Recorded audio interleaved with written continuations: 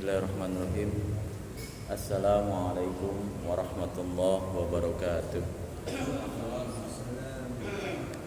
Alhamdulillahirabbil alamin wa bihi nasta'in ala umuri dunya waddin. Wassalatu wassalamu ala asrafil anbiya'i wal mursalin wa ala alihi wa sahbihi ajma'in. Rabbi shrah li sadri wa yassir li amri wahlul 'uqdatam min lisani yafqahu qawli. Amma ba'd. Qala Allah ta'ala fi kitabihil karim, a'udzu billahi minasy syaithanir rajim. Bismillahirrahmanirrahim. Khudz min amwalihim shadaqatan tutahhiruhum wa tuzakkihim biha wa shalli 'alaihim. Shadaqallahul azim. Al-ayat. Bapak-bapak mimbar hutum ba'da zuhur yang insyaallah dirahmati oleh Allah Subhanahu wa taala. Alhamdulillah siang hari ini kita berkesempatan berjumpa kembali di mimbar hutum ba'da zuhur di puasa hari ke-16. Insyaallah kita termasuk golongan yang menurut baginda Rasul sebagai ghufira lahu ma taqaddama min dzambi, diampuni dosa-dosa yang lampau. Amin amin rabbal alamin.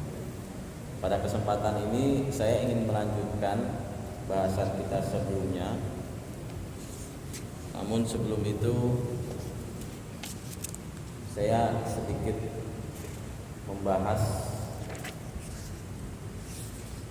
kejadian barusan lagi sholat. Jadi biar kita tahu ya bagaimana bersikap. Oh Bapak, saya bacakan di buku fikih Al-Mu'tamad Imam Asy-Syafi'i, bila imam lupa mengerjakan suatu gerakan sholat, nah, makanya penting yang berdiri sebagai makmum di belakang persis imam itu mengerti fikihnya, ya, mengerti dan ikut menghafal Pak. Ini udah rakaat keberapa nih? Gitu ya. Biasa kalau imamnya lupa gitu ya tugas yang paling dekat itu yang di makmum. Jika imam lupa mengerjakan gerakan sholat lalu dia tidak melaksanakannya, seperti yang tadi imam kita Al-Ustaz Agus ya, Agus seharusnya masih satu rakaat lagi, dia tasyahud akhir tadi kan, langsung makmum disunahkan untuk mengucapkan subhanallah untuk mengingatkan ya. Itu makmum yang terdekat. Yang terjauh pun kalau ini cuma lebih efektif ya yang di belakang imam ya. Apabila imamnya ingat lalu dia laksanakan apa yang dia lupa, kita ikuti, makmum ikuti. Alhamdulillah kalau ingat ya.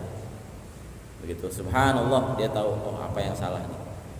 Bisanya seringnya di kita ini kurang rakaat atau lebih rakaat ini. Ada yang lebih rakaat gitu. Kita pernah kemarin sholat taraweh satu set biasanya 2, ini 3. Nah yang di belakang imamnya pada ngantuk semua. Pada ngantuk semua, baru pada ribut setelah salam. Nah, kan 3 ya kita ya. 3 ya kita ya. Udah kelar baru ribut. Kita di ujung ini, saya ngamanin anak-anak di belakang. Yang di sini, yang di belakang imam pada ngantuk semua. Nah, subhanallah. Terus ketika imam ingat, kemudian dia memperbaiki gerakannya, alhamdulillah ikuti. Tapi bagaimana jika imam tidak ingat? Ya, ini ada beberapa pendapat. Kalau gerakan sholatnya itu yang fardu, yang rukun, berarti sholatnya tidak sah. Solusinya dengan i'adah Pak. Setelah salam nanti diulang. I'adah jangan lupa ya. Kemarin sudah pernah kita bahas di awal-awal. Mengulang ibadahnya.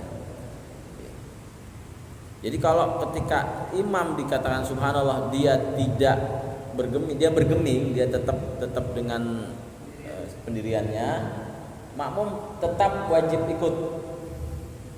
Atau kalau yang pendapat yang ekstrim dia memisahkan diri Pak, sholat sendiri. Kita ikuti makmum, sebagai makmum ikuti imam. Kemudian jika nanti setelah salam kita merasa tidak yakin dengan ibadah kita, lakukan i'adah, mengulang ibadah, gitu ya. Jadi yang tugas yang di belakang imam ini lumayan berat. Nanti bisa juga menggantikan imam. Jadi ya, kalau dia uzur ya, batal gitu. Jadi harus yang di belakang imam tuh yang mengerti fikih. Gitu ya, Pak ya. Dengan kalimatnya itu ya subhanallah gitu ya. Bukan dengan kalimat yang lain. Soalnya ada tuh kejadian, ini jadi guyonan tapi kejadian bener gitu. Iya, dia ngomong. Jadi si imamnya itu setelah takbiratul ihram Allahu akbar langsung baca surah pendek, nggak pakai Al-Fatihah, padahal surah Al-Fatihah itu rukun kan. Yang di belakang subhanallah gitu kan. Imamnya apa yang salah alhaqumut gua gitu ya kan. Bismillahirrahmanirrahim alhaqumut takatsur. Subhanallah. Dia ganti bismillahirrahmanirrahim wal 'asr. Subhanallah gitu loh. Sampai tabat tiada juga. Masih juga dia nggak sadar salahnya apa. Ya sudah. Jangan malah makmumnya Al-Fatihahnya belum gitu. Ya udah. Batal itu. Nah yang sebelah ngingetin, lu batal lu ngomong gitu. Lalu juga, udah bubar semua. Gitu ya, Ji. Ya Bapak-bapak ada adabnya. Baik itu sekilas, ini Pak Agusnya nggak ada tadi nggak apa-apa. Ya Pak Agus sih, dia. Oh ada Pak Agus Pak. Pak Agus mohon maaf Pak Agus, kita sama-sama. Walau Pak Agus kan guru kita, salah satu guru kita, imam.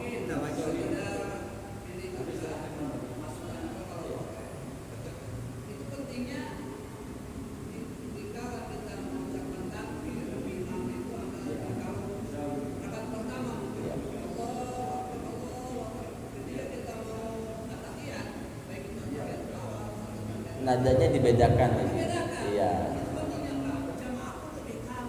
Iya. Iya. Iya. Semua sama nadanya. Pendek semua atau panjang semua. Iya. Ini masukan buat imam kita. Kalau saya belum pantas jadi imam, semalam ngedadak masuk angin. Bagus adalah imam kita di masjid, guru kita juga, ustadz juga. Ya memang namanya manusia ada lupa dan khilafnya. Nah makanya tugas kita watawasau bil haqq wa watawasau bis shawab, dan yang di belakang imam khususnya itu harus siap ya.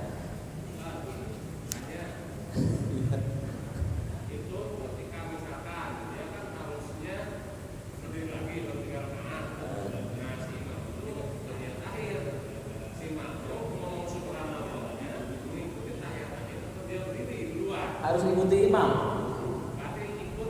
Iya. Iya.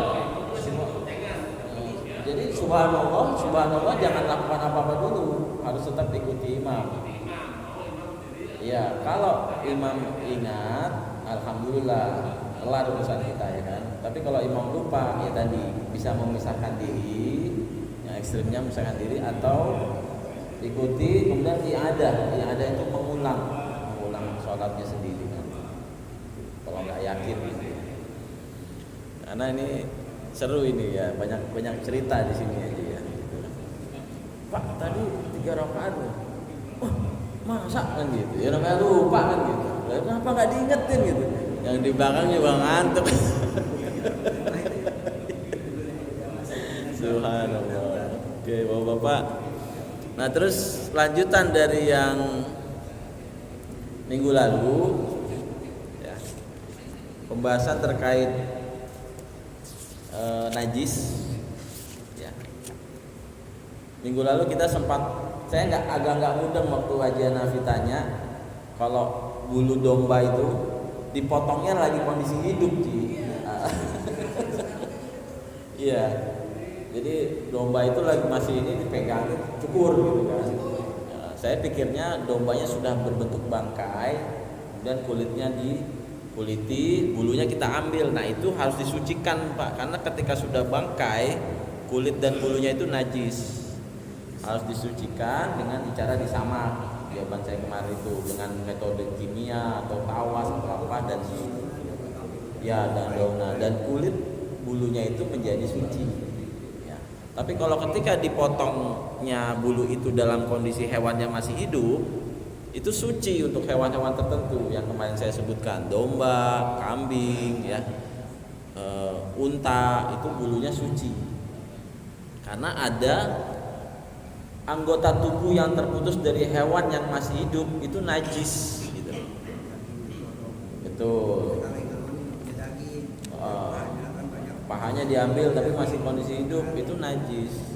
Atau dia anggota tubuhnya terputus, termasuk dalam hal ini bulu kan di situ.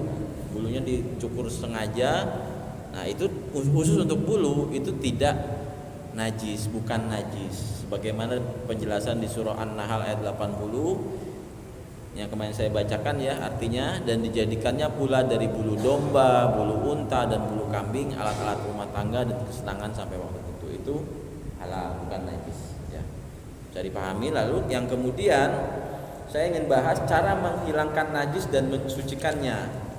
Ada beberapa cara, yaitu yang pertama tadi, sesungguhnya najis benda seperti anjing, babi, bangkai, darah, kencing dan najis-najis lainnya sama sekali tidak dapat merubah menjadi suci. Nah, ini sudah kuncian ini. Namun ada dua hal yang mendapat pengecualian.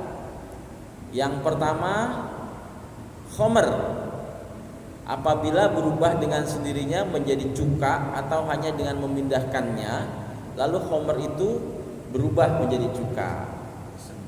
Ya. Adapun apabila dicampur dengan sesuatu agar khomer itu berubah menjadi cuka, maka khomer itu tetap najis. Jadi harus berubahnya dengan sendirinya. Ya. Nah, ini agak tricky nih kalau ini. Ada kemarin obrolan saya dengan kerabat kita, ya, teman kita. Itu di Bali itu ada minuman tape, Pak. Minuman tape itu kan prosesnya fermentasi. Itu bagaimana? Jatuhnya belum jadi khomer. Jadi yang di sini khomer menjadi suci itu kalau didiamkan dengan sendiri lalu berubah jadi cuka. Cukanya jadi tidak najis. Tapi kalau khomer itu dicampur dengan sesuatu agar berubah menjadi cuka, itu tetap najis. Ya, jadi pembedanya adalah dia berubah sendiri. Lalu yang kedua, nah ini kulit hewan yang telah menjadi bangkai. Jadi hewannya sudah bangkai, kulitnya itu najis, tetapi dapat disucikan dengan cara menyamaknya. Nah, ini yang kemarin, ya. Sesuai hadis Rasulullah SAW yang diriwayatkan oleh Muslim, hadis nomor 365, ayyuma ihabi zubira faqad tahura. Kulit hewan mana saja yang disamak, maka kulit itu suci. Itu ya, Bapak ya. Nah, untuk bagian yang najis ini hanya sampai di situ dulu karena saya mau menyampaikan amanah terkait zakat. Ya, Bapak. Insyaallah di tahun ini penunaian zakat kita akan berbeda dari tahun-tahun sebelumnya, di mana metodenya kita terapkan ijab kabulnya gitu. Ya, kalau kemarin mungkin ijab kabul secara jamaah ya.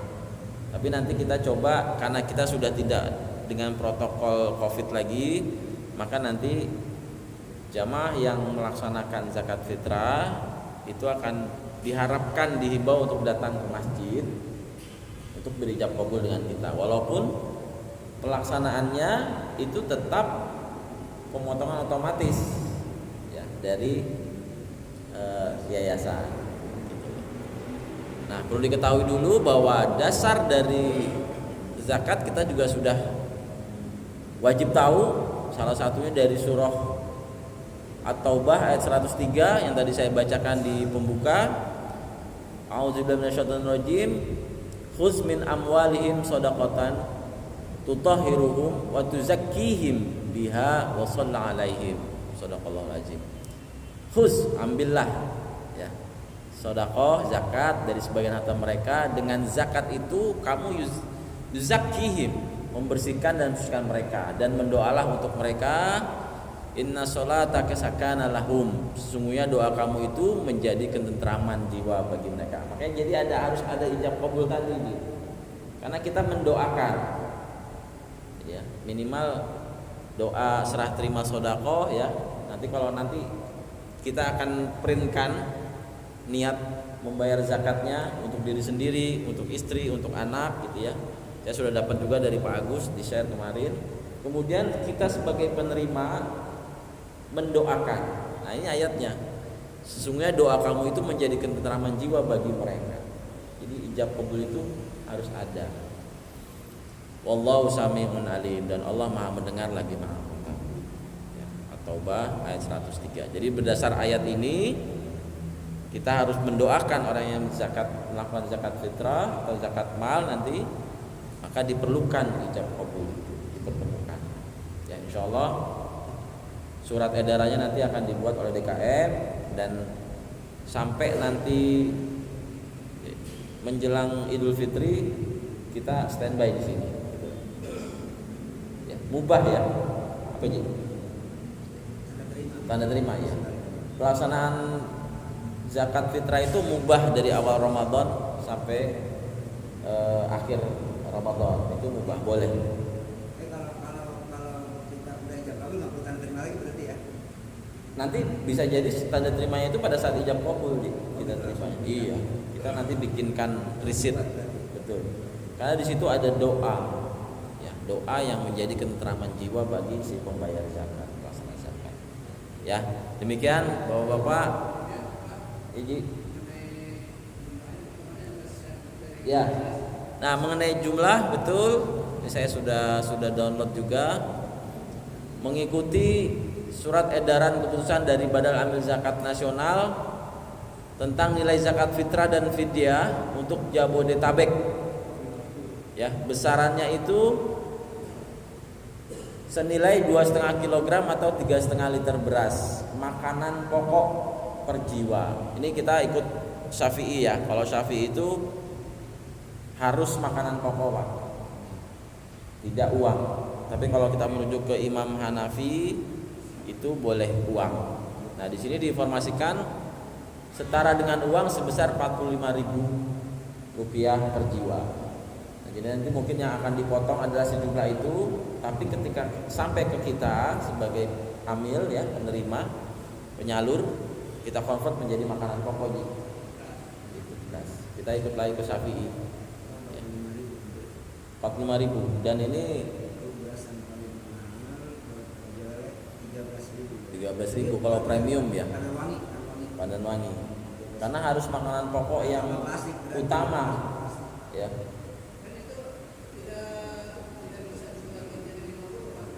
Iya, ketentuannya seperti ini, Ji. Iya. Lebihnya jadi sedekah nanti. Iya. Betul. Dilebihkan jadi sedekah. Demikian, dan saya juga masih belajar soal zakat ini, kitabnya tebel Ji. Itu kalau kita bisa menguasai kitab zakat luar biasa. Nanti sama-sama belajar sambil praktek. Demikian Bapak-bapak, semoga bermanfaat. Pak Ustadz Agus, afwa minkum Pak. Kita saling mengingatkan. Terima kasih semata-mata dari saya, balighu anni walau ayah. Billahi taufiq wal hidayah. Assalamualaikum warahmatullahi wabarakatuh.